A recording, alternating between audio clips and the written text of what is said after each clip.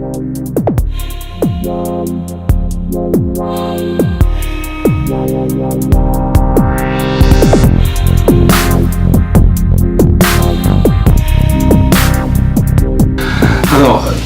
la direction d'une entreprise, c'est d'abord et avant tout se reposer sur des équipes de qualité. Donc je pense que le premier axe le plus important, c'est la qualité des collaborateurs avec lesquels on travaille.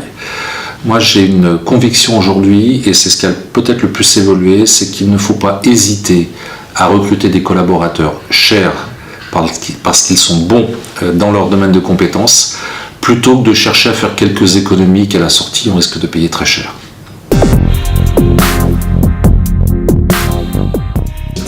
Alors justement, c'est toute la problématique, c'est qu'un grand groupe a les moyens de financer des gens qui coûtent cher, alors qu'a priori, une PME aura plus de réserves, plus de questionnements pour investir fortement sur un cadre dirigeant.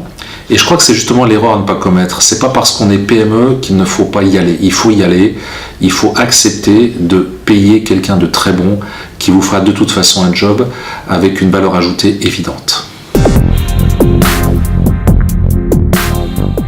Alors l'équipe de direction, très souvent, est organisée par spécialité, un directeur financier, un directeur commercial, un directeur marketing, un directeur des ressources humaines.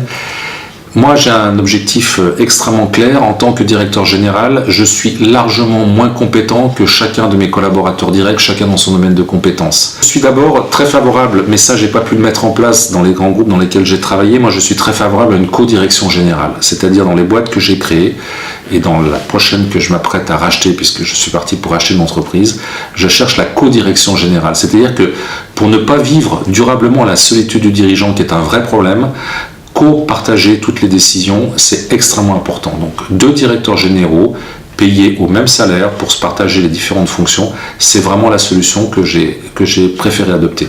Mais ça se passe pas dans un grand groupe, ça se passe plutôt dans une entreprise dont on maîtrise la stratégie, le capital et l'organisation.